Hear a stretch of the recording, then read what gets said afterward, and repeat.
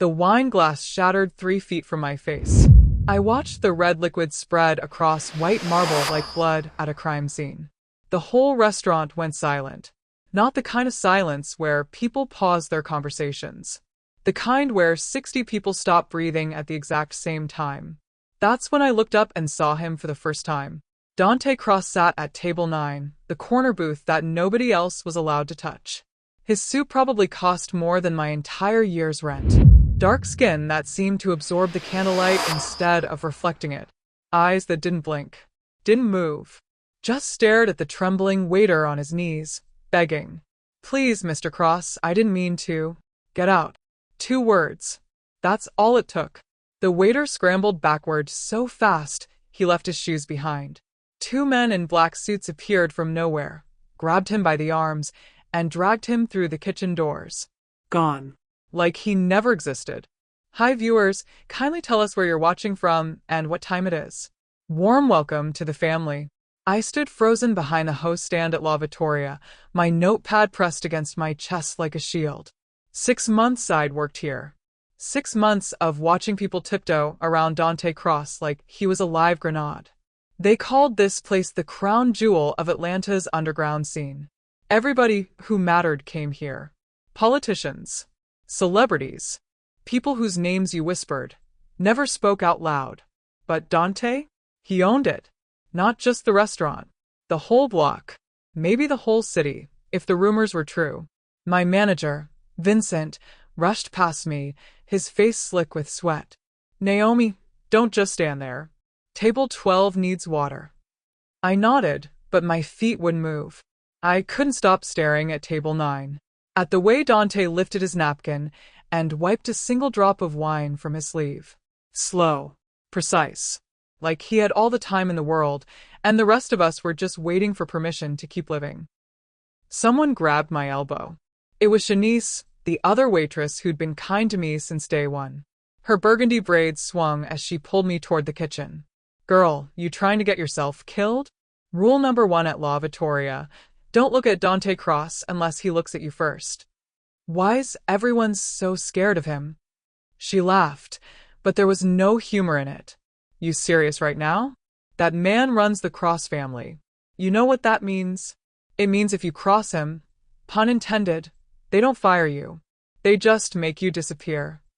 I swallowed hard. That's just talk though, right? Like urban legend stuff. Shanice's smile died. 3 months ago, a chef tried to sell our private client list to a competitor. They found his car at the bottom of the Chattahoochee River. No body. Just the car. With his wedding ring sitting on the dashboard. My stomach twisted. "So yeah," Shanice continued, straightening her apron. "It ain't legend. It's survival. You keep your head down, do your job, and pray he never learns your name." I watched through the kitchen window as Dante stood up from his table. He moved like water, smooth and inevitable. Every step calculated. Every gesture a command. The entire restaurant shifted around him, people leaning away as he passed, like magnets repelling each other. And then just before he reached the door, he stopped, turned his head, looked directly at me. My breath caught in my throat. His eyes were black coffee and midnight combined. They didn't just see me. They studied me, measured me, decided whether I was worth remembering or worth forgetting. 3 seconds. That's how long he stared. Then he was gone. Shanice let out a breath I didn't know she was holding. "What did you do?" "Nothing. I didn't do anything." Well, something just happened. Because Dante Cross don't look at nobody unless they matter. And trust me, Naomi, you don't want to matter to him. But I couldn't shake the feeling crawling up my spine. The way his eyes had locked onto mine. Not with anger. Not with curiosity. With recognition. Like he'd been waiting for me to show up. What would you do if the most dangerous man in the city looked at you like he already knew your secrets? Drop your answer below. My real name isn't Naomi. It's Zara. Zara Bennett. But that girl died 3 years ago in Charlotte, North Carolina, the night my fiancé's father burned my daddy's trucking company to the ground. Literally. To the ground. I can still smell the smoke sometimes when I close my eyes. Still hear my mama's voice on the phone, shaking so hard I thought she might shatter. Baby, your daddy's in the hospital. They say his heart gave out from the stress. He died 2 days later. The doctors said it was cardiac arrest.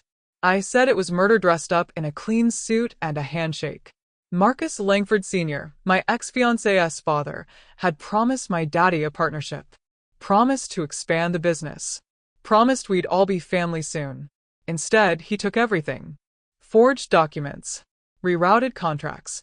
Buried my father in debt, so deep he couldn't breathe. And when Daddy tried to fight back, Marcus made sure everyone knew the Bennett name meant failure. My fiancé, Marcus Jr., didn't even call me after the funeral. He texted, "My father says it's better if we take a break." I'm sorry. A break. Like 3 years together meant nothing. Like watching my daddy get lowered into the ground was just an inconvenience. So I packed one suitcase, bought a bus ticket, and became someone else. I chose Atlanta because it was big enough to disappear in. Far enough that the Langford name didn't mean anything. I dyed my hair darker. Started wearing contacts instead of my glasses. Found a tiny studio apartment above a laundromat where the rent was cheap and the landlord didn't ask questions. Lavatoria hired me because I had restaurant experience and kept my mouth shut. I worked doubles most weeks. Breakfast shift at a diner in Bankhead, night shift at the restaurant. I sent half my paycheck to Mama every month. Saved the rest in a shoebox under my bed. I didn't make friends. Didn't go out. Didn't trust anybody. Survival looked like silence. At least, that's what I told myself every morning when I woke up and practiced saying Naomi in the mirror until it felt like the truth. But tonight, walking home after my shift, I couldn't stop replaying those 3 seconds in my head. The way Dante Cross had looked at me. Through me. Into me. Shanice was right. You didn't want to matter to a man like that. The problem was I recognized something in his eyes. Something I'd seen in my own mirror every morning for 3 years. Loneliness wrapped in armor. My phone buzzed as I climbed the stairs to my apartment. Unknown number. I almost didn't answer, but something made me swipe. Hello. Silence. Hello. I repeated. Then a voice. Low. Controlled. Familiar. You're not afraid of me. My heart stopped. Who is this? You looked at me tonight. Everyone else looked away. But you didn't. Dante Cross. My hand started shaking. How did you get my number? I own the restaurant. I own the building. I own the phone company that provides your service. His tone didn't change. No threat. No emotion. Just facts. Answer the question. Why aren't you afraid? I should have hung up. Should have blocked the number and pretended this never happened. Instead, I told the truth. Because fear doesn't protect you. It just makes you smaller. The silence stretched so long I thought he'd hung up. Then, what's your real name? My throat went dry. Naomi. Naomi Price. No, he said quietly. That's the name you're hiding behind. I asked for your real one. How did he know? I don't know what you're talking about. Liar. The word wasn't an insult. It was an observation. But I'll let you keep your secrets. For now. The line went dead. I stood in my dark apartment, staring at my phone, heart hammering against my ribs. Dante Cross knew I was hiding something. And for some reason, that terrified me more than anything else. Friday nights at Lavatoria were chaos dressed in expensive cologne and champagne. The dining room buzzed with laughter, clinking glasses, and conversations that cost more than most people's mortgages. I moved between tables like a ghost, refilling water, clearing plates, staying invisible. That was the job. Be there when needed. Disappear when not. But tonight felt different. Electric. Like the air before a thunderstorm. Dante sat at his usual table, alone as always. He hadn't looked at me once since arriving. Hadn't acknowledged my existence. But I felt his presence in every corner of the room, heavy and unavoidable. Vincent was more nervous than usual, barking orders at everyone, his voice cracking every few words. Keep the kitchen moving. No delays. No mistakes. Especially not tonight. Why? What's different about tonight? Asked Shanice while we prepped salads in the back. She lowered her voice. Dante's meeting with the Giordano family. That's Italian mob, old school. Word is they're trying to push into cross territory. Tonight's either a truce or a declaration of war. My hands stilled. And they're doing this here? In a restaurant full of people? Power moves happen in public, girl. Makes everyone a witness. Keeps things civil. She paused. Usually. At 8:47, 3 men in tailored suits walked through the front door. The temperature in the room dropped. They moved like soldiers. Shoulders back. Eyes scanning. The leader was older, silver hair slicked back, a scar running from his left ear to his jawline. He smiled, but it didn't reach his eyes. Vincent practically ran to greet them, his hands shaking as he gestured toward table 9. Dante didn't stand, didn't smile. Just watched them approach with the same expression he'd had when the waiter dropped the wine glass. Dead calm. I was assigned to their section. Of course I was. Vincent grabbed my arm as I reached for a water pitcher. Listen very carefully. You bring them whatever they ask for. You don't speak unless spoken to. You don't make eye contact. You don't. I got it, I said, pulling free. My legs felt like water as I walked toward table 9. The Italian men were already seated, leaning back in their chairs like they owned the place. The scarred one, I heard someone call him Luca, had his arm draped over the booth, fingers drumming against the leather. Dante sat across from them, spine straight, hands folded on the table. I approached with the water pitcher. Good evening, gentlemen. Can I start you off with whiskey? Luca interrupted, not looking at me. The expensive kind.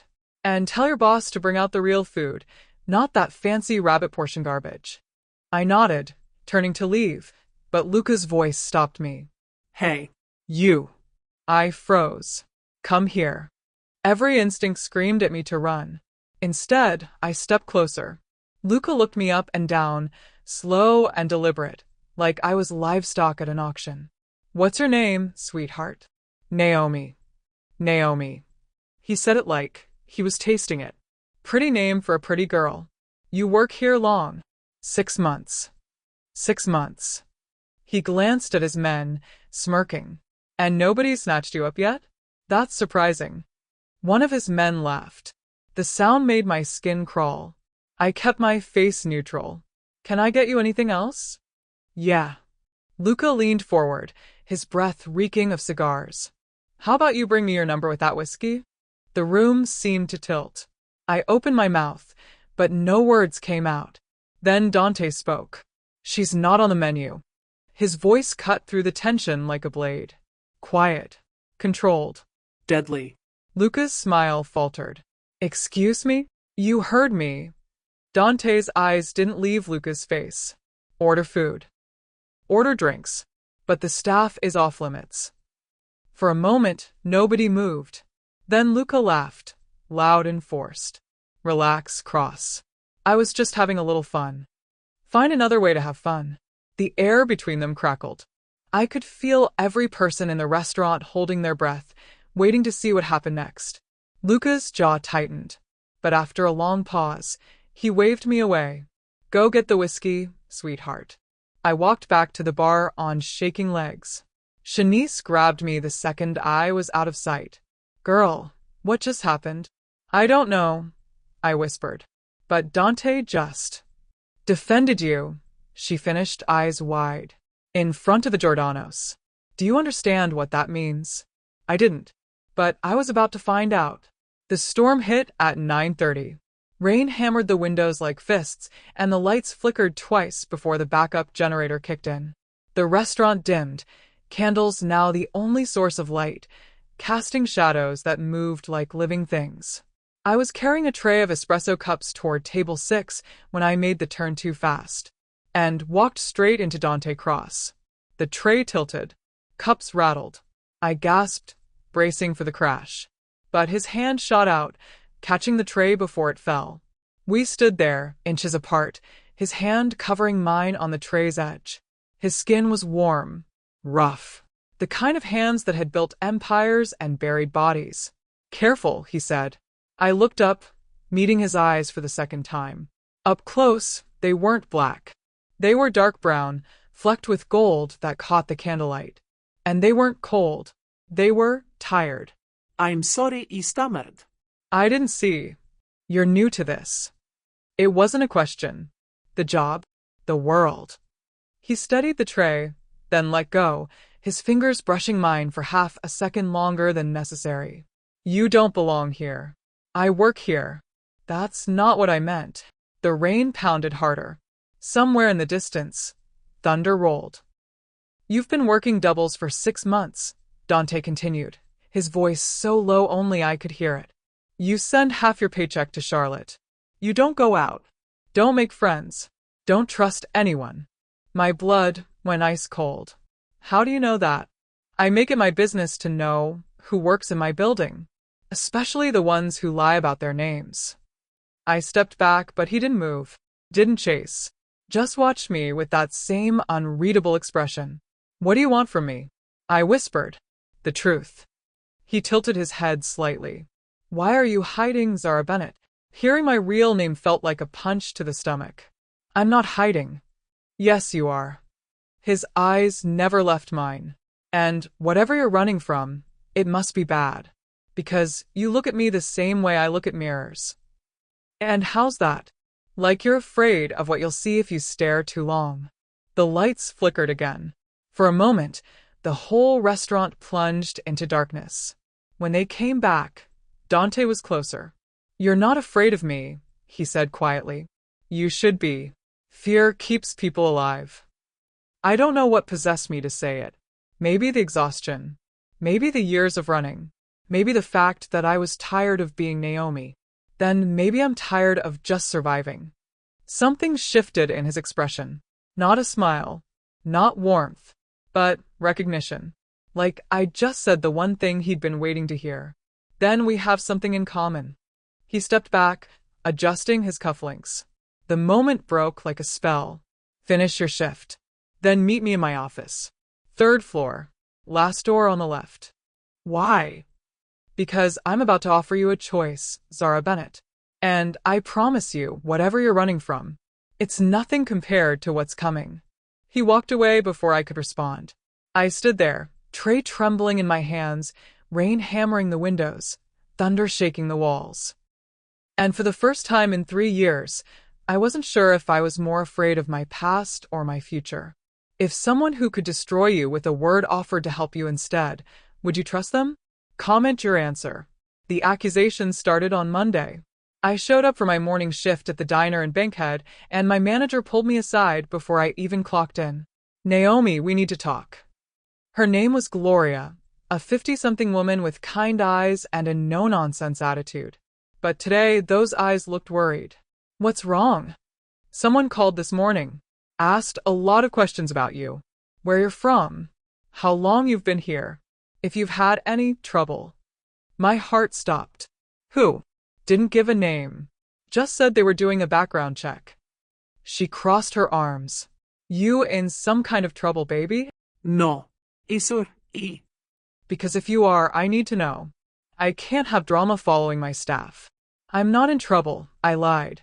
She studied me for a long moment, then sighed. All right. But keep your head down, okay? I don't want to lose you. I nodded, but the damage was done. Fear crawled up my spine and made a home there. Someone was digging into my life. And I had a pretty good idea. Who? That night at La Vittoria, the tension was worse.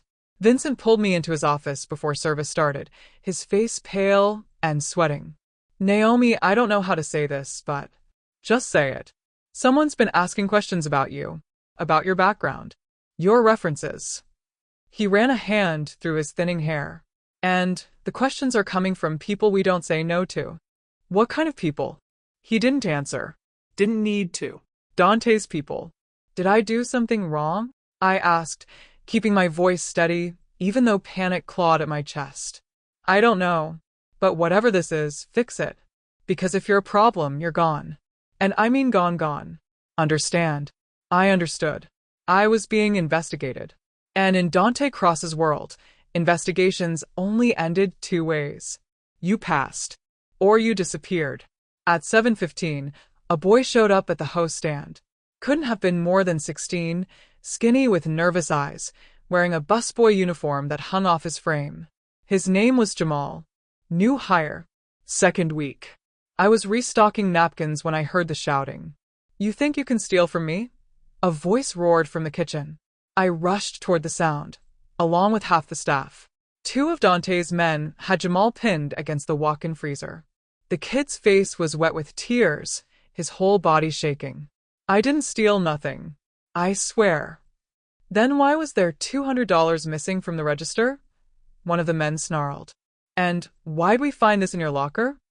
He held up a wad of cash. That ain't mine. Somebody planted that. Liar. The man raised his fist. And I don't know what came over me. Maybe it was the exhaustion.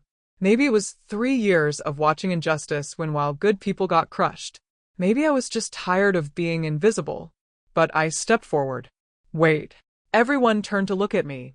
What did you say? The man asked, lowering his fist but keeping Jamal pinned. I said wait. My voice shook, but I didn't back down. He's just a kid. You're scaring him. Mind your business, girl. He didn't steal that money. Oh yeah? And how would you know? Because I saw who did. Lie. Complete lie. But it was the only thing I could think of. The room went silent. Then a voice came from behind me. Low. Calm. Terrifying. Is that true? I turned slowly. Dante stood in the doorway, hands in his pockets, expression unreadable. Every instinct screamed at me to take it back, to apologize, to disappear. Instead, I lifted my chin. Yes. His eyes locked onto mine. Searching. Measuring. Then tell me, who stole the money? My mouth went dry. I didn't have an answer. Didn't have proof. I'd just painted myself into a corner with no way out. But then I remembered what he'd said to me during the storm.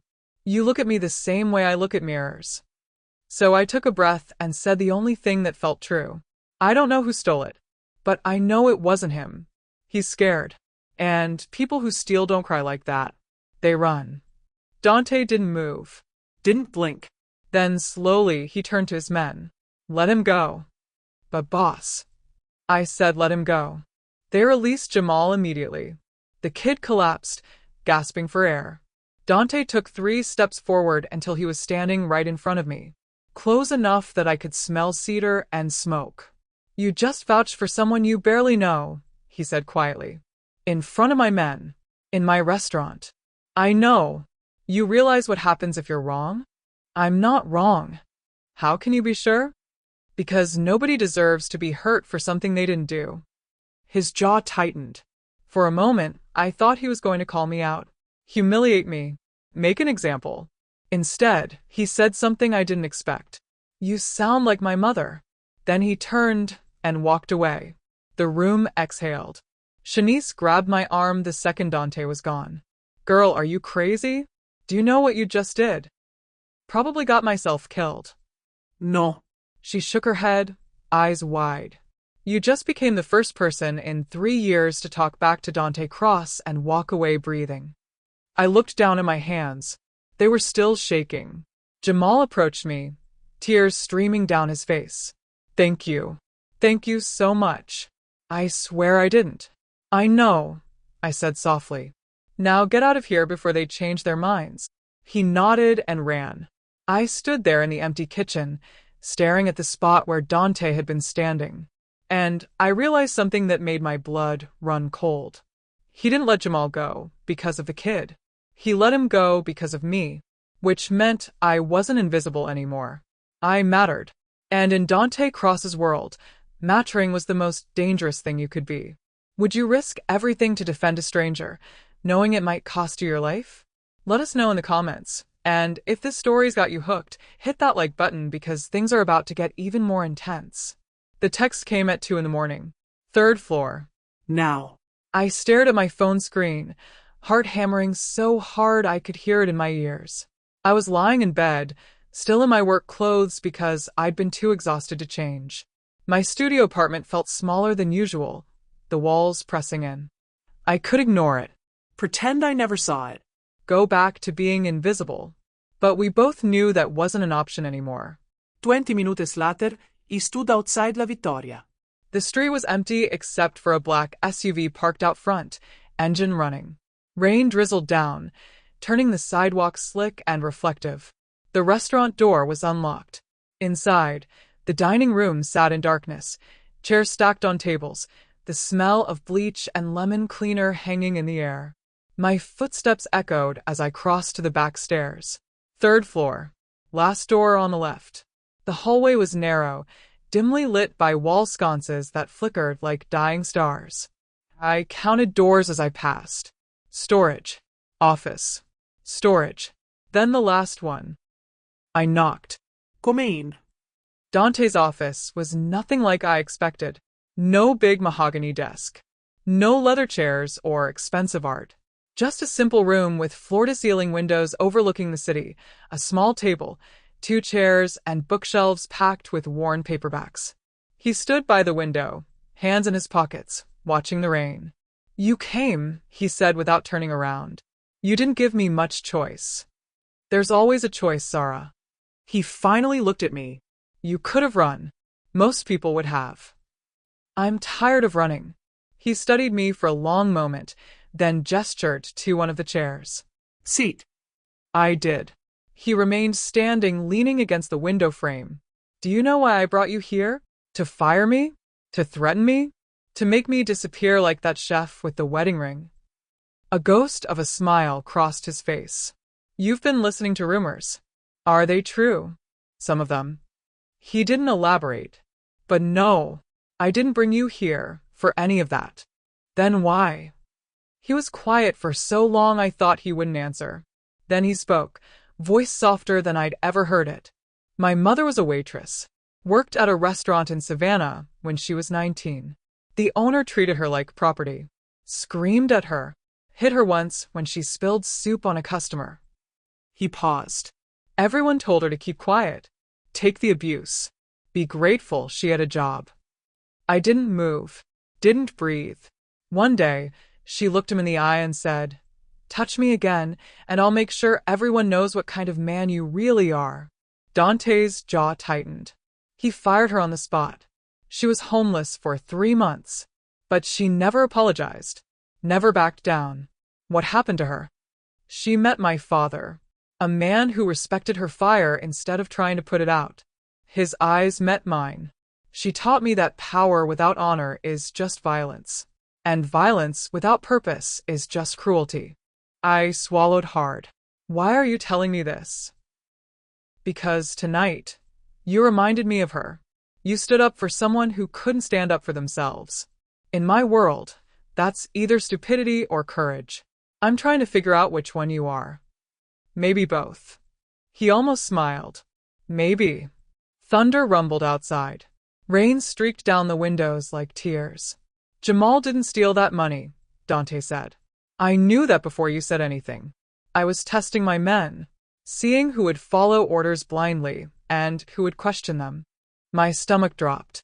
"So, you let them terrorize a kid just to prove a point?" "Yes." "Nos jam. No e palegi." "That's how you find out who's loyal and who's dangerous." "That's messed up. That's survival." He pushed off the window and sat across from me. "But you didn't know that. You just saw an injustice and stepped in. No plan. No backup. Just faith that doing the right thing would somehow be enough. Are you making fun of me?" No. His voice was serious. "I'm trying to understand you.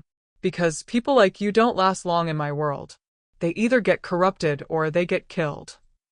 "Then why do you care?" The question hung between us like smoke. Dante leaned back, eyes distant. "Because 3 years ago I made a choice. I chose power over principle. I buried a part of myself to become what the city needed me to be. And every day since, I've wondered if that was the right call. And then you walked into my restaurant, carrying your secrets and your sadness, and you looked at me like I was human instead of a monster." He met my eyes. "That's dangerous, Zara. For both of us." My throat felt tight. "I don't understand." "You will." He stood, signaling the conversation was over. Go home. Get some sleep. Tomorrow, everything changes. What does that mean? He walked to the door, opened it.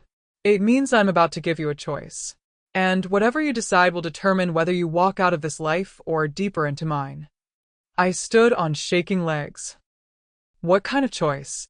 The kind that comes with consequences. His expression was unreadable. The kind my mother had to make 30 years ago. I walked past him into the hallway. Stopped.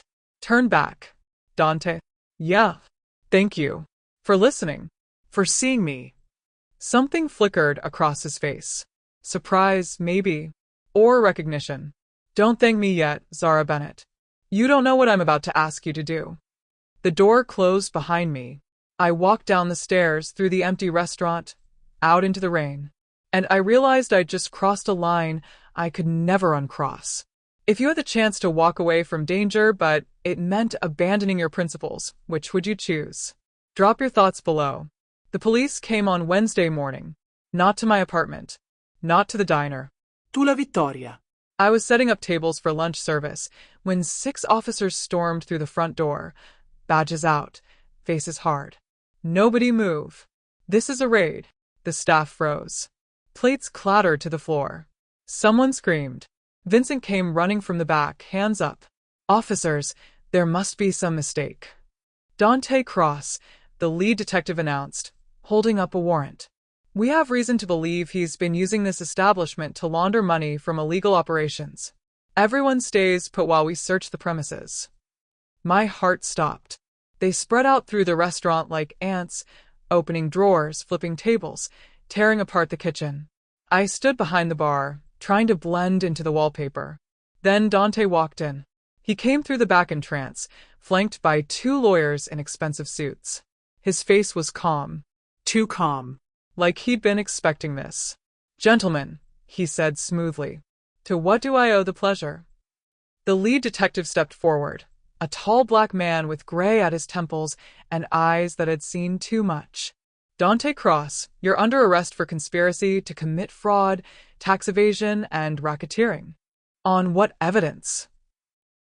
On the evidence we received from a confidential informant. The detective pulled out handcuffs. You have the right to remain silent. Dante didn't resist. Didn't argue. He just stood there while they cuffed him, face blank, shoulders relaxed. But as they led him toward the door, his eyes found mine across the crowded room. And in that moment, I saw something I'd never seen before. Fear. Not of the police. Not of prison. Of betrayal. He thought someone had turned on him. And he didn't know who. They took him away. The officers finished their search and left, promising to return. The staff scattered like roaches when the lights come on. I stayed behind, cleaning up the mess they'd made, my hands moving on autopilot while my brain tried to process what just happened. Vincent found me an hour later, sitting in the empty dining room. They're saying he's done, he said quietly. That the prosecutor has emails, bank statements, recorded phone calls. Everything they need to put him away for 20 years. Who gave them the information? Nobody knows. But whoever it was, they knew things only someone on the inside would know. A chill ran down my spine. Someone close to Dante had betrayed him. I went home that night in a daze, climbed the stairs to my apartment, unlocked the door, And stopped. Someone had been inside. Nothing was stolen, nothing broken, but I could feel it. The air felt different. Wrong. I checked every room, every closet, heart pounding. Then I found it. On my kitchen counter. A single white envelope with my real name written on it. Zara Bennett. Not Naomi. Zara. My hand shook as I opened it. Inside was a folded piece of paper and a small flash drive. The note was in Dante's handwriting. If you're reading this, then they got to me before I could finish what I started. The drive contains proof of who really runs the city. Names. Accounts. Deals. Everything. But it also contains proof of who betrayed me. Check the security footage from Table 9. The night the Giordano's came. Watch what happens after I leave. You'll see who planted the evidence that got me arrested. His name is Vincent. Your manager. He's been working for Marcus Langford Sr., the same man who destroyed your father. They're coming for you next, Zara. You have two choices. Run. Or fight. I hope you choose fight. Because I didn't save you that night at the restaurant just to watch you disappear. The paper fell from my hands. Vincent, my manager, had been working with Marcus Langford. The man who killed my father. The man whose son had abandoned me. They'd been planning this all along. Using me. Using the restaurant. Using Dante. I plugged the flash drive into my laptop with shaking fingers. Video files. Bank records. audio recordings. And there, clear as day, footage of Vincent slipping an envelope into Dante's office after hours. Planting fake financial documents. Making phone calls to the prosecutor's office. He'd framed Dante. And now they were coming for me. My phone buzzed. Unknown number. I answered without thinking. Zara Bennett. Marcus Langford Sr.'s voice was smooth as poison. I've been looking for you for 3 years. Imagine my surprise when I found out you were working for Dante Cross. What do you want? The same thing I wanted from your father. Cooperation. Or destruction. He paused. You have something that belongs to me now. A flash drive. I suggest you turn it over before things get unpleasant. Go to hell. I hung up, sat there in the dark, flash drive clutched in my hand. And for the first time in 3 years, I stopped running. What would you do if the evidence to bring down your enemy could also destroy the one person who believed in you? Comment your answer. I walked into the police station at 6 in the morning. The sun was just starting to rise, painting the sky in shades of orange and pink. My hands were steady, my mind clear. I'd spent all night going through the files on that flash drive. Every document, every recording, every shred of evidence.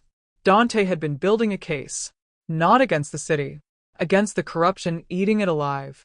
Vincent wasn't just working for Marcus Langford. He was part of a network that stretched from Atlanta to Charlotte to Savannah. Cops. Politicians. Business owners. All of them taking money. All of them looking the other way while people like my father got crushed. Dante had been trying to expose them, and they'd framed him before he could. The officer at the front desk looked up when I approached. Can I help you? I need to speak to Detective Warren, the one who arrested Dante Cross yesterday. Do you have an appointment? No. But I have evidence that proves he arrested the wrong man. That got his attention. 20 minutes later, I sat across from Detective Marcus Warren in a small interrogation room. He was the same man who'd led the raid, gray-haired and exhausted, with the kind of eyes that had stopped believing in justice a long time ago. Miss Price. Bennett, I corrected. My name is Zara Bennett, and I have proof that Vincent Russo has been working with Marcus Langford Sr. to frame Dante Cross. I slid the flash drive across the table. Warren stared at it like it might explode. Where did you get this? Does it matter? It matters if this is stolen evidence. It's not stolen. It's insurance. Dante knew someone was coming for him. He just didn't know who.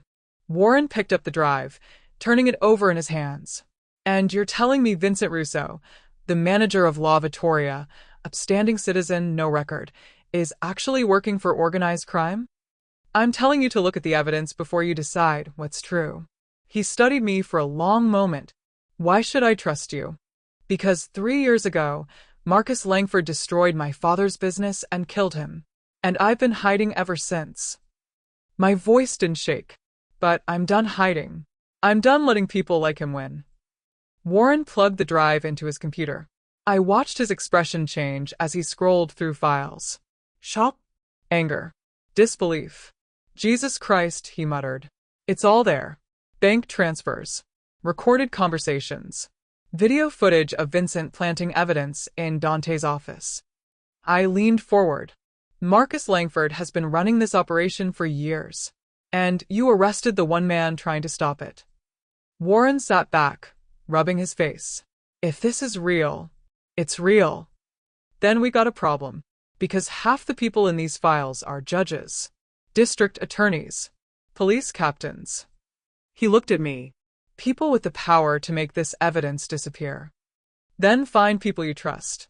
People who still care about doing the right thing. And what about you? What about me? If I move forward with this, you're going to be a target. Langford won't stop until you're gone. I'm already a target. I stood up. But I'm not running anymore. My father taught me that some things are worth fighting for, even if it costs you everything. Warren was quiet for a long time. Then he nodded slowly. All right. But you need to stay somewhere safe until we can move on this. Langford has eyes everywhere. I know a place. I left the station an hour later. The sun was fully up now, the city coming alive with traffic and noise. My phone buzzed. Dante's lawyers had gotten him released on bail. He was out. I took a taxi to Lavatoria. The restaurant was closed, yellow police tape still stretched across the doors. But Dante was there. He stood on the sidewalk, hands in his pockets, watching the sunrise. He looked tired, older somehow, like the arrest had stripped away the armor he always wore. I walked up beside him. You kept the drive, he said without looking at me. I gave it to the police. He turned, surprise flickering across his face. You did what? Detective Warren. He's dirty or he's honest. We're about to find out which. I met his eyes. But I wasn't going to run. Not this time. Dante stared at me like he was seeing me for the first time. Do you understand what you just did? If Warren's compromised, then we fight. Together. I didn't blink. You told me your mother stood up to the man who hurt her. You said she never backed down. Well, neither will I. For the first time since I'd met him, Dante cross-smiled. A real smile. Not the cold one he gave his enemies. Not the empty one he wore like a mask. A genuine, human smile. You're either the bravest person I've ever met, he said softly, or the most foolish. You said that before. You still haven't decided? I think I just did. He reached out, and for a moment I thought he was going to shake my hand. Instead, he pulled me into a hug. It lasted 3 seconds, but it was enough. When he pulled back, his expression was serious again. This isn't over, Zara. Langford won't stop. And neither will the people protecting him. I know. And you're still willing to see this through? I thought about my father, about the business he built, about the way Marcus Langford had smiled while watching it burn. I'm willing. Dante nodded. Then let's finish what we started. If you had evidence to take down corruption but it meant risking everything, would you hand it over or keep it hidden? Let us know in the comments. And if you're on the edge of your seat, hit that like button because the final chapters are about to blow your mind. The arrest started 48 hours later. Vincent Russo was picked up at his home at 5 in the morning. The news showed him being let out in handcuffs, screaming about his rights, neighbors filming on their phones. By noon, 3 judges had been suspended. By evening, a city councilman had resigned. The corruption ran deeper than anyone imagined. Detective Warren kept his word. He'd assembled a task force of people he trusted, officers who were tired of looking the other way, prosecutors who still believed the law meant something. They moved fast, quietly, precisely. Marcus Langford Sr. was arrested in Charlotte while boarding a private jet to the Bahamas. The look on his face when the FBI agents surrounded him was worth every sleepless night I'd had for the past 3 years. They charged him with fraud, conspiracy, racketeering, and accessory to murder. My father's murder. The news spread through Atlanta like wildfire. Lavatoria became famous overnight, but not for the food. For being ground zero of the biggest corruption scandal in Georgia history. Dante reopened the restaurant 2 weeks later. But things were different now. He'd cleaned house, fired anyone connected to Vincent, hired new staff, changed the menu, changed the name. Lavatoria became the phoenix, rising from the ashes of what it used to be. And he offered me a job, not as a waitress, as manager. You earned it, he said when I tried to argue. You risked everything to do what was right. That's the kind of person I want running this place. I stood in the empty restaurant on opening night, watching the new staff prepare tables, light candles, polish glasses. Shanice was still there. She'd been promoted to head waitress, And she never let me forget that I'd gone from hiding behind the host stand to running the whole operation. "Girl, look at you," she said, grinning. "From Naomi the quiet mouse to Zara the boss. What a transformation." "I'm still the same person." "No, you're not. You found your voice. That's everything." Dante appeared in the doorway, dressed in a sharp black suit. He looked different too. Lighter somehow, like a weight had been lifted. "You ready?" he asked. "For what?" "For people to talk. About you. About us. About how the shy waitress somehow brought down an empire." I smiled. "Let them talk. They're saying I went soft. That you changed me." "Did I?" He was quiet for a moment, watching the city lights through the windows. "My mother used to say that power isn't about how many people fear you. It's about how many people you lift up." He looked at me. "I forgot that for a while. You reminded me." The first customers arrived at 6. The restaurant filled slowly. Not with politicians or mobsters or people trying to make deals in dark corners. With families, couples, regular people looking for good food and a safe place to exist. Exactly what my father would have wanted. At the end of the night, after the last customer left and the staff had gone home, Dante and I stood on the balcony overlooking the city. "What happens now?" I asked. "Now we rebuild. Clean. Honest." He paused. "And we make sure people like Langford never get the chance to destroy good people again." "You think that's possible?" "I think if people like you keep standing up, yeah, it's possible." We stood there in comfortable silence, watching Atlanta breathe. Dante. "Yeah, thank you. For seeing me when everyone else looked away." He smiled. "Thank you for reminding me what it means to be human." Somewhere in the distance, thunder rumbled. But the sky was clear, just the echo of a storm that had finally passed. 6 months later, I stood in a courtroom in Charlotte, North Carolina. Marcus Langford Sr. sat at the defendant's table, flanked by lawyers, looking smaller than I remembered. His empire had crumbled, his accounts frozen, his reputation destroyed. The judge read the verdict. Guilty on all counts. The courtroom erupted. My mother squeezed my hand so hard I thought my fingers might break. She was crying, but for the first time in 3 years, they were tears of relief. Justice didn't bring my father back, but it honored his memory. Outside the courthouse, reporters swarmed. Cameras flashed. Questions flew. "Miss Bennett, how does it feel to bring down one of the South's most powerful men? What's next for you?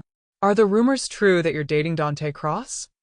I smiled at that last one but didn't answer. Dante was waiting by his car, arms crossed, watching from a distance. He didn't approach. Didn't need to. We'd learned to communicate in silence. When the crowd finally cleared, I walked over to him.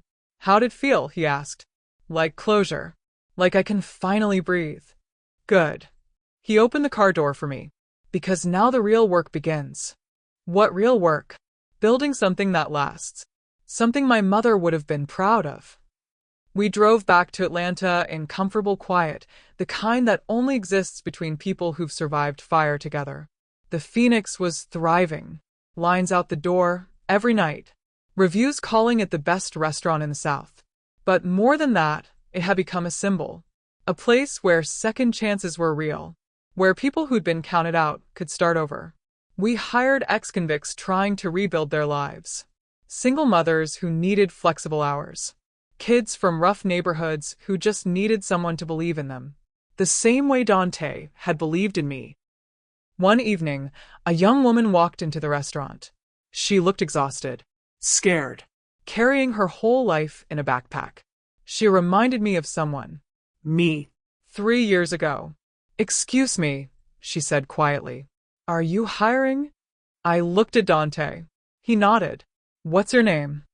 I asked. "Keisha. Keisha Morrison." "Well, Keisha, do you have experience?" Some. "But I'm a fast learner, and I'll work harder than anyone you've ever met. Her voice cracked. "I just need a chance." I smiled. "Then let me tell you something, Keisha. 3 years ago, I walked into a restaurant just like this one. I was running from my past. Scared. Alone. And someone gave me a chance. I handed her an application. Now it's my turn to give you one. She stared at me, eyes filling with tears. Thank you. Don't thank me yet. The work's hard. The hours are long. And sometimes, you'll have to stand up for what's right even when it's terrifying. I can do that. I believe you. That night, after closing, Dante found me on the balcony again. It had become our spot. The place where we came to think. To breathe. To remember. You gave her a job, he said. I did. Even though you don't know anything about her? I know enough. I know what it's like to need someone to believe in you. He was quiet for a moment. Then he said something that made my heart stop. I love you, Zara Bennett. I turned to look at him. What? I love you. Not because you're convenient. Not because you're useful. But because you showed me that strength isn't about how much power you have. It's about how you use it. He stepped closer. You could have run. Could have saved yourself. But you stayed. You fought. And you won. I didn't know what to say. Didn't know how to process the words. So I just kissed him. And in that moment, under the Atlanta skyline, I realized something. I'd spent 3 years running from my past. But maybe the whole time, I was running toward my future. Toward purpose. Toward justice. Toward love. Toward the person I was always meant to become. Dante pulled back, smiling. So, what do you say? Think we can keep changing the world, one meal at a time? I laughed. I think we can try. Good. Because I'm not done yet. And neither are you. He was right. This wasn't the end of the story. It was just the beginning. Because sometimes, the quiet ones aren't weak. They're just waiting for the right moment to roar. And when they do, the whole world listens. This is just the beginning of Zara and Dante's story.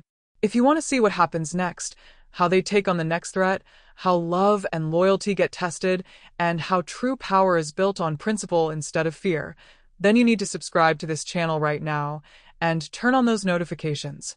We drop stories that inspire, challenge, and remind you that courage isn't loud. It's quiet. It's persistent. And it changes everything. Drop a comment telling us what part of the story hit you the hardest, and share it with someone who needs to hear that standing your ground is always worth it. More stories of strength, redemption, and justice are coming. Don't miss a single one. Hit that subscribe button. Join the family. And remember, your story isn't over yet either. The bullet shattered the window 3 inches from my head. Glass exploded across Dante's office, raining down like diamonds in the moonlight. I hit the floor on instinct, heart hammering, ears ringing from the crack of gunfire. Stay down. Dante's voice cut through the chaos. He was already moving, gun in hand, positioning himself between me and the window. Another shot. Then another. Each one punching holes through the walls, tearing through furniture, destroying everything in its path. This wasn't a warning. This was an execution attempt. How many? I gasped, pressed flat against the floor, feeling the vibration of each bullet impact through the hardwood. At least 3 shooters. Maybe more. Dante's voice was ice cold. Calculated. Like he'd done this 1,000 times before. They're positioned across the street. Rooftop level. My phone buzzed in my pocket. I pulled it out with shaking hands. Unknown number. A text message. You should have stayed hidden, Zara. Now everyone you love pays the price. Marcus Langford Jr., my ex-fiancé. The man who'd texted me a breakup after my father's funeral. The son of the monster we'd just put in prison. He'd come for revenge. The shooting stopped. Silence crashed down like a physical weight. Dante remained frozen, gun raised, eyes scanning the darkness outside. He's gone, Dante said finally. For now. I sat up slowly, glass crunching beneath me. My hands were bleeding from where I'd braced against the floor. Small cuts. Nothing serious. But the blood looked black in the dim light, and something about that made my stomach turn. This was Marcus Jr., I said, showing Dante the text. His jaw tightened. I should have seen this coming. We took down his father. Destroyed his family's empire. Of course he'd retaliate. What does he want? Everything we built. Everything we stand for. Dante lowered his gun, finally looking at me. Really looking. He wants to prove that people like us don't get happy endings. That standing up only gets you buried. I stood on shaking legs, brushing glass from my clothes. Then he doesn't know us very well. Dante almost smiled. No. He doesn't. Sirens wailed in the distance. Getting closer. Someone had called the cops. We need to move, Dante said. If Marcus Jr. is willing to shoot up a restaurant in the middle of downtown Atlanta, he's desperate. Desperate men make mistakes. But they also take everyone down with them. He grabbed my hand, and we ran. Down the back stairs. Through the kitchen. Out into the alley where his car sat waiting, engine already running. His driver, a man named Jerome with kind eyes and steady hands, opened the door without a word. We climbed in. The car peeled out before the door, even closed. Where to, boss? Jerome asked. Safe house. The one indicator. And lose anyone following us. Jerome nodded and took the next 3 turns so fast my stomach lurched. I watched the city blur past the window, streetlights streaking like falling stars. My mind raced faster than the car.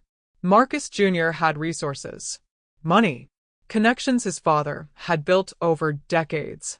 Even with his father in prison, those networks didn't just disappear. He's going to come after the Phoenix, I said suddenly. After the staff. After everyone we've helped. Dante's expression darkened. I know. So what do? We fight back. But smarter. Cleaner. He pulled out his phone, fingers flying across the screen. I'm calling in favors. People who owe me. People who believe in what we're building. Will it be enough? He looked at me then, eyes serious. I don't know. But I know that running didn't save you 3 years ago. Fighting did. So that's what we're going to do.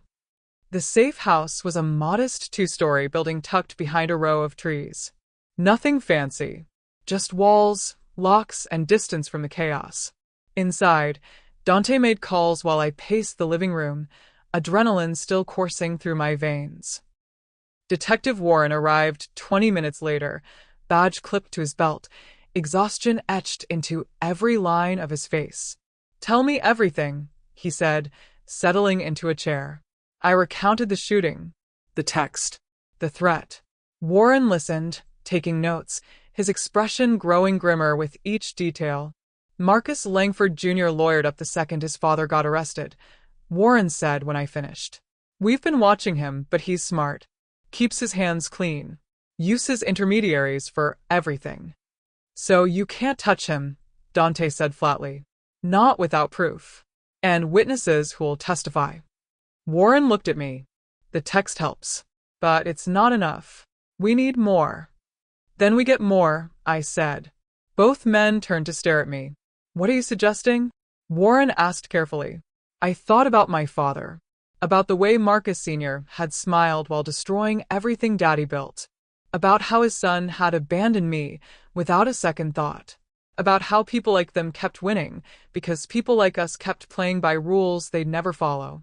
I'm suggesting we give Marcus Jr. exactly what he wants, I said slowly. Me. Alone. Vulnerable. Absolutely not, Dante said immediately. Think about it. He wants revenge. He wants to prove we're weak. So we let him think he's winning. We set a trap. Using you as bait, Warren said. That's incredibly dangerous. Everything we've done has been dangerous. I met Dante's eyes. But it worked.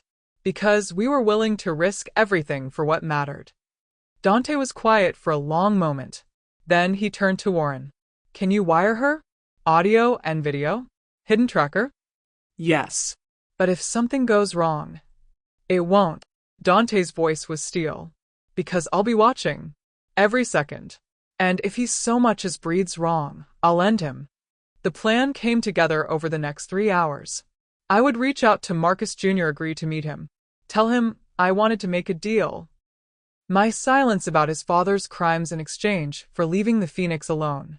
He'd never believe I'd actually stay silent. But his ego would convince him he could intimidate me into it. Or eliminate me if I refused. Either way, he'd come. And we'd be ready. Warren left to coordinate backup. Dante stayed, helping me rehearse what I'd say, how I'd act. We went over every possible scenario until my head spun.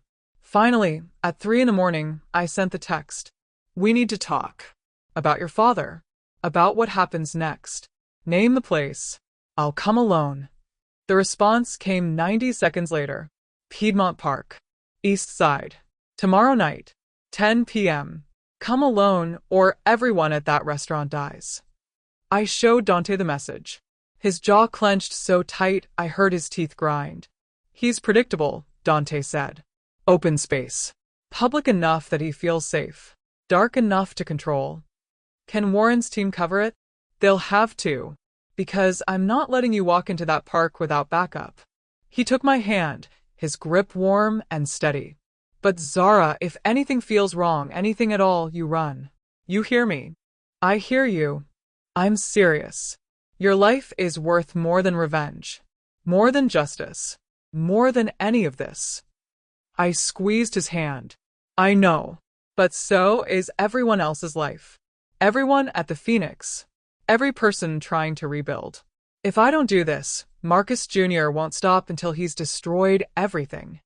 Dante pulled me close, wrapping his arms around me like he could shield me from what was coming. Promise me you'll be careful, he whispered against my hair. I promise. But we both knew that in this world, promises were just words. And words couldn't stop bullets. The next day crawled by like molasses. I went through the motions at the Phoenix. Smiled at customers. Checked on staff. Pretended everything was normal. But everyone could feel the tension. The weight of something unspoken pressing down on all of us. Shanice cornered me in the kitchen during the lunch rush. Girl, what's going on? And don't tell me nothing, because I know that look. I wanted to tell her. Wanted to share the fear and the plan and the possibility that tonight might be the last time she saw me alive. But I couldn't. The fewer people who knew, the safer they'd be. Just stress. I lied. Big decisions coming up. She didn't believe me. I could see it in her eyes. But she didn't push. Whatever it is, she said quietly, just know you're not alone. None of us are. We're family now. Family. The word hit harder than I expected. 3 years ago, I'd lost everything. My father. My future. My identity. But somehow, in the middle of chaos and corruption and danger, I'd found something I didn't know I needed. People who saw me. Who believed in me. Who'd fight alongside me instead of abandoning me when things got hard. That was worth protecting. Even if it cost me everything. At 9:45, I stood in my apartment, staring at my reflection. The wire was invisible beneath my shirt. The tracker was sewn into my jacket lining. My phone was set to record everything. I looked like Zara Bennett, but I felt like someone else. Someone braver. Someone who'd stopped running and started fighting. Dante called one last time. We're in position. Warren's team has the park surrounded. I'm in the trees on the north side. You'll never see me, but I'll see you. Okay. Zara? Yeah. I love you. And I'm not losing you tonight. My throat tightened. I love you too. I hung up before my voice could break. Then I walked out the door. Piedmont Park was empty this time of night. Shadows stretched long and deep, swallowing the paths between streetlights. I made my way to the east side, footsteps echoing on the pavement, every sense on high alert. And there, standing beneath an oak tree, was Marcus Langford Jr. He looked the same. Same perfectly styled hair. Same expensive suit. Same smile that had once made me believe he loved me. But his eyes were different. Cold. Empty. Zara, he said like my name was a weapon. You came. You didn't give me much choice. He laughed, but it was hollow. No. I suppose I didn't. We stood there, 10 feet apart, circling each other like wolves. Your father's in prison, I said. It's over. Let it go. Let it go. His voice rose. You destroyed my family. My legacy. Everything I was supposed to inherit. And you want me to just let it go? Your father destroyed mine first. I just made sure he paid for it. And now you'll pay for that. He reached into his jacket. I froze. But he didn't pull out a gun. He pulled out a photo. My mother, standing outside her house in Charlotte. A red X drawn across her face. My blood turned to ice. You think you won? Marcus said softly. You didn't win. You just started a war. And wars don't end until everyone you love is gone. You touch her. I won't have to touch her. I have people who'll do it for me. Just like I have people who'll burn down that precious restaurant of yours. Who'll make sure everyone who works there disappears. The rage that flooded through me was white-hot and blinding. You're just like your father, I said. A coward who hides behind money and threats because you're too weak to face consequences. His face twisted. You want to see what I'm capable of? Fine. He raised his hand. And that's when the shots rang out. But not from Marcus. From the trees. From the shadows. From everywhere at once. Do you think Zara will survive the ambush? Or is this where everything falls apart? Drop your prediction in the comments. And if this story has you on the edge of your seat, smash that like button because Chapter 12 is about to reveal the truth you never saw coming. I hit the ground as bullets tore through the air above me. Marcus dove behind the oak tree, screaming into his phone. His voice cracked with panic, all that confidence evaporating like steam. But the shots weren't aimed at me. They were aimed at his men. I heard bodies drop, heard shouting, heard the unmistakable sound of Dante's voice cutting through the chaos. Clear left, clear right, target down. Warren's team had moved in the second Marcus revealed his hand. They'd been waiting for proof. For him to threaten my mother. For him to admit what he planned to do. And he'd given it to them on a silver platter. I stayed low, arms covering my head, while the firefight raged around me. Then silence. Heavy. Final. Footsteps approached. I looked up to see Dante standing over me, gun lowered, eyes blazing with something between relief and fury. You okay? He asked, voice rough. I nodded, unable to speak. He pulled me to my feet, checking me over for injuries, hands gentle despite the violence still hanging in the air. He's gone, Dante said. Marcus ran. But he won't get far. Warren appeared through the smoke, cuffing one of Marcus's men who was still breathing. The others weren't as lucky. We got it all on tape, Warren said. His threats, his confession, his people firing first. It's over. But it didn't feel over. It felt like standing in the eye of a hurricane, knowing the other side was coming. Marcus Langford Jr. was arrested 40 minutes later at the Charlotte airport. Turns out, Warren had coordinated with North Carolina police the moment we'd set the trap. They'd been waiting for him, knowing he'd run home to his power base. But his power base didn't exist anymore. His father's network had collapsed when the indictments came down. His accounts were frozen. His lawyers had abandoned him. He had nothing. Just like he'd left me with nothing 3 years ago. The difference was I'd rebuilt. I'd found purpose. I'd found people worth fighting for. He'd only found bitterness. The media exploded with the story. The son of a convicted criminal trying to murder the woman who'd brought down his father's empire. It was too perfect. Too dramatic. Too real. My face was everywhere. My name. My story. Naomi Price was gone forever. Zara Bennett had taken her place. And I wasn't hiding anymore. Mama called me the next morning, crying so hard I could barely understand her. Baby, I saw the news. I saw what almost happened. Are you okay? Are you safe? I'm safe, Mama. I promise. You come home. You come home right now. I don't care about that restaurant or that city or any of it. I want you here where I can see you. I smiled through my own tears. Mama, this is home now. But I'll visit soon. I promise. She was quiet for a long moment. Then she said something that broke me.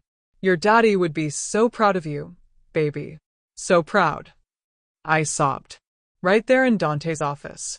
Couldn't hold it back. Because that's all I'd wanted. All I'd fought for. To make Daddy proud. To honor his memory. To prove that good people could win if they were willing to stand their ground. Dante sat beside me, not saying anything. Just being there. His presence steady and solid and safe. When I finally stopped crying, I looked at him. What now? I asked. Now we live, he said simply. We run the Phoenix. We help people who need second chances. We make sure corruption doesn't take root again. And us. He smiled. A real smile. The kind that reached his eyes. Us. We keep fighting. Together. For as long as we can. That night, we reopened the Phoenix. The place was packed. Every table full.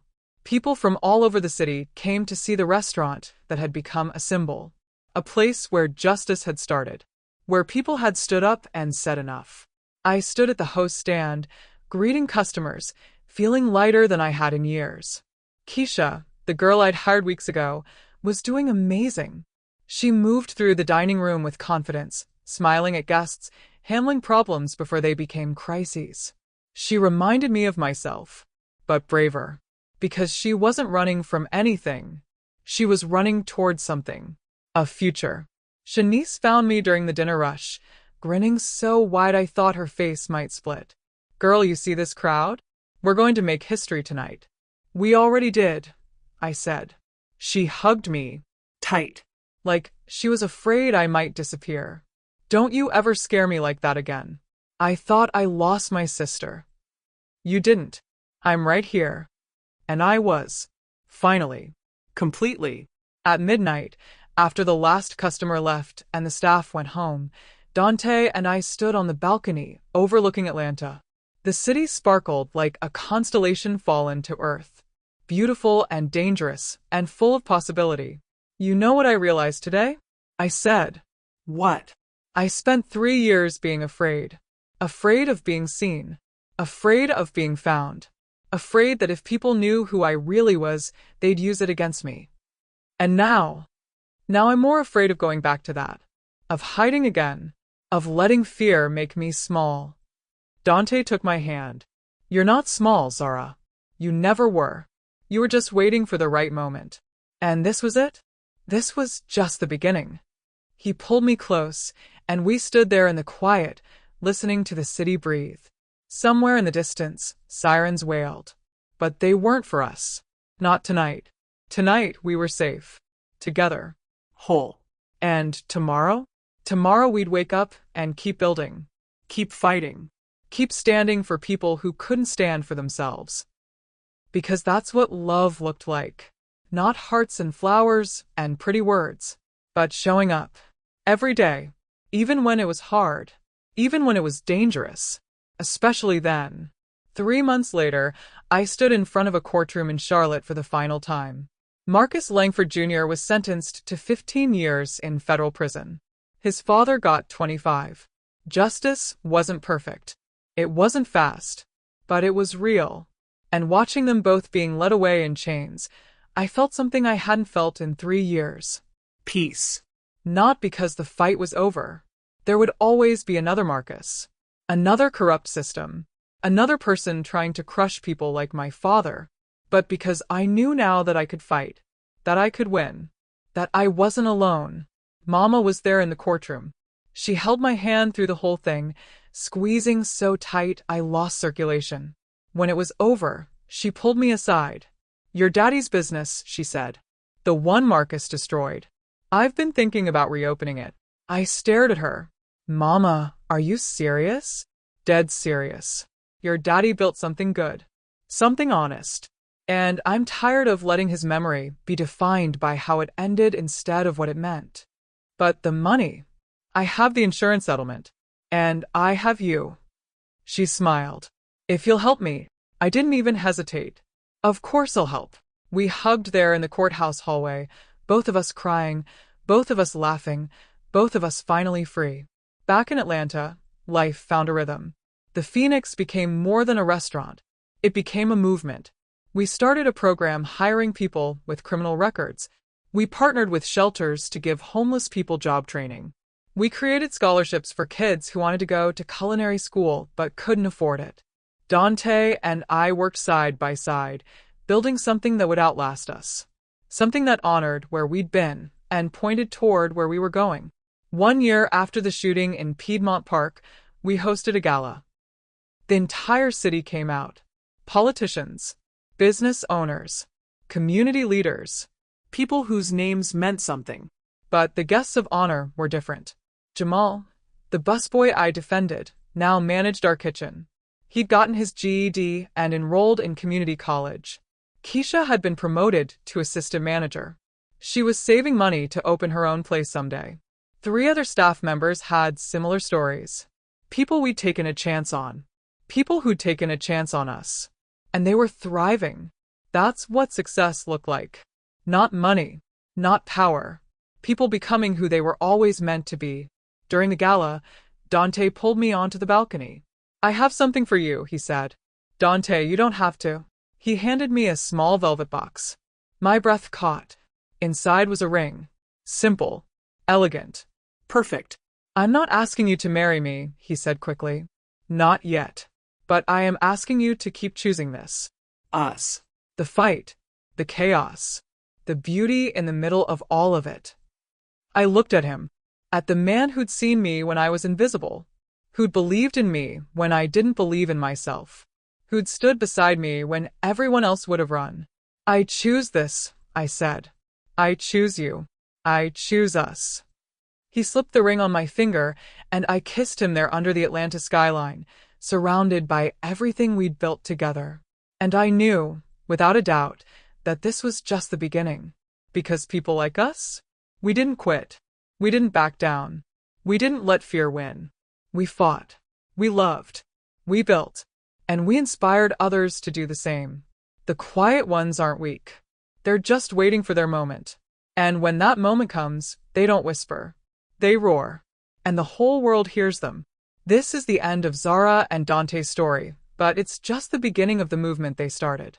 If you want to see more stories like this, Stories about ordinary people doing extraordinary things, about standing up when it's easier to stay silent, about love that's forged in fire and comes out stronger, you need to subscribe to this channel right now. Hit that subscribe button and turn on notifications so you never miss a story that could change the way you see the world. Drop a comment telling us which moment from this series hit you the hardest.